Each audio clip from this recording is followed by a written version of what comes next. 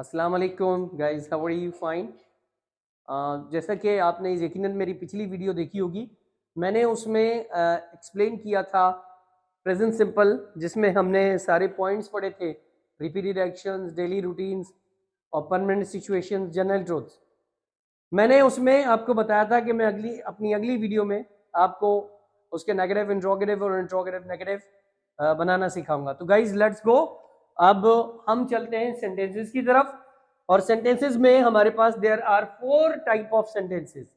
याद रखिएगा, present simple में हमारे पास 4 टाइप ऑफ सेंटेंसेस हैं। First we call affirmative sentence, जिसको हम अमूमन सादा जुमला कहते हैं। और फिर उसके बाद है नेगेटिव सेंटेंस, इनकारिया जुमला, जिसमें आप इनकार करते हैं किसी चीज के होने का या करने का। उसके बाद है इंटेरोगेटिव। इंटेरोगेटिव मींस सवालिया जुमला। इसके लास्ट में, इस सेंटेंस की जो सबसे बड़ी पहचान है, वो लास्ट में आपके पास क्वेश्चन मार्क है। फिर उसके बाद आपके पास है इंटेरोगेटिव प्लस नेगेटिव सेंटेंस, यानी इनकारिया, सवालिया और इनकारिया जुमला। तो let's go to the sentence. अब हम सबसे पहले सेंटेंस पढ़ते हैं और समझते हैं कि हमारे पास सेंटेंस है। मिसाल के तौर पे, आई गो टू स्कूल। एक बात और समझने की जरूरत है स्टूडेंट, यहां 2 ऑक्सिलरी वर्ब है। अच्छा, lot of students send me comment in my comment box that sir ये ऑक्सिलरी वर्ब क्या होता है। तो मैं उनको बता दूं कि हम हेल्पिंग वर्ब को ऑक्सिलरी वर्ब कहते हैं। ठीक है, तो आपके पास यहाँ हेल्पिंग वर्ब यानी ऑक्सिलरी वर्ब में 2 चीजें, एक डू नॉट है, यानी आई वी दे यू के साथ हम डू नॉट इस्तेमाल करते हैं अपने नेगेटिव सेंटेंस में, और ही शी इट एनी नेम में हम डज नॉट इस्तेमाल करते हैं। तो अगर कभी भी आपके पास ही शी इट एनी नेम होगा तो हम डज नॉट इस्तेमाल करेंगे, और अगर आपके पास आई वी दे यू होगा एज ए सब्जेक्ट तो हम डू नॉट इस्तेमाल करेंगे नेगेटिव में या इंट्रोगेटिव में या इंट्रोगेटिव नेगेटिव में। तो हम आगे चलते हैं सेंटेंस की तरफ। I go to school, this is we call affirmative sentence, यानी सादा जुमला है, मैं स्कूल जाता हूं। अगर हम इसका नेगेटिव बनाएंगे, so we go to like auxiliary verb. आपके पास यहां आई है, तो आई के साथ हम क्या इस्तेमाल करेंगे? Do not. तो जुमला कुछ इस तरह से बनेगा कि आई डू नॉट। बाज स्टूडेंट्स या हम बहुत सारे लोग ऐसे इसको डोंट भी पढ़ते हैं, दिस इज ऑल्सो करेक्ट। तो I don't go to school, यानी ये सेंटेंस कहलाएगा नेगेटिव सेंटेंस। जाहिर है इसमें इनकार है, यानी मैं स्कूल नहीं जाता हूं। If we want to make interrogative sentence तो हम कहेंगे do I go to school, last में क्वेश्चन मार्क, ये कहलाता है हमारे पास इंटरोगेटिव।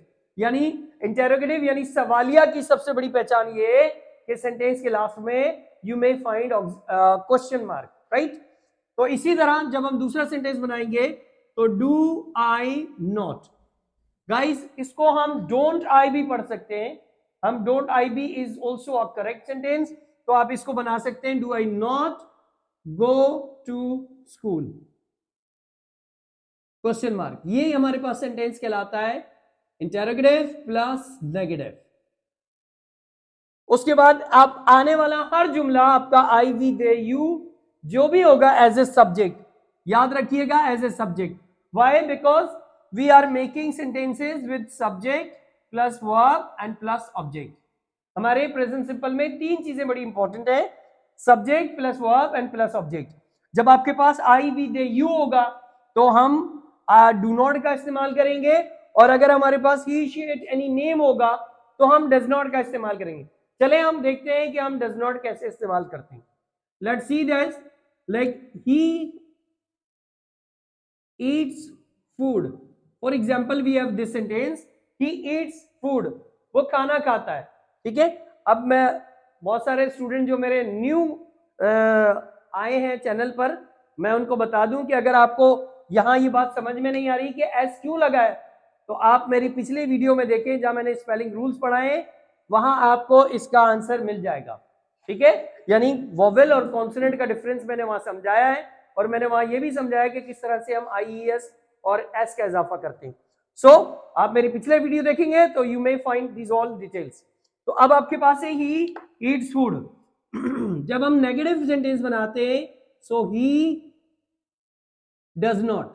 याद रखिए स्टूडेंट, जब आपके पास डज का इस्तेमाल होगा, यानी आई वी दे यू तो होगा, तो डू नॉट इस्तेमाल करेंगे। और जो हमारे पास नेगेटिव सेंटेंस में हम वर्ब में कोई भी छेड़छाड़ नहीं करेंगे, ठीक है। जैसे गो आ रहा है तो हम तमाम, चाहे वो अफर्मेटिव हो, नेगेटिव हो, इंट्रोगेटिव हो या इंट्रोगेटिव नेगेटिव हो, उनमें हम एक ही वर्ब की फॉर्म रखते हैं, उसमें कोई भी चेंजेस नहीं करते। लेकिन अगर आपके पास यहाँ ही शेट इन नेम है तो हम वर्ब में ईएस और एस का इजाफा करते हैं। और जब हम इसका नेगेटिव बनाते हैं तो ऑब्वियसली यहां डज का इस्तेमाल हो रहा है। याद रखें स्टूडेंट, जहां डज होगा, यानी जहां पर भी डज होगा, वहां ईएस और एस प्रेजेंट सिंपल में खत्म हो जाता है। तो ही डज नॉट ईट होगा, हमने एस को यहां से रिमूव किया। He does not eat food, वो खाना नहीं खाता है। If we go for negative interrogative तो सवाल होगा डज, पहला वर्ड कैपिटल है, does he eat food, this is we call question mark because it is interrogative sentence.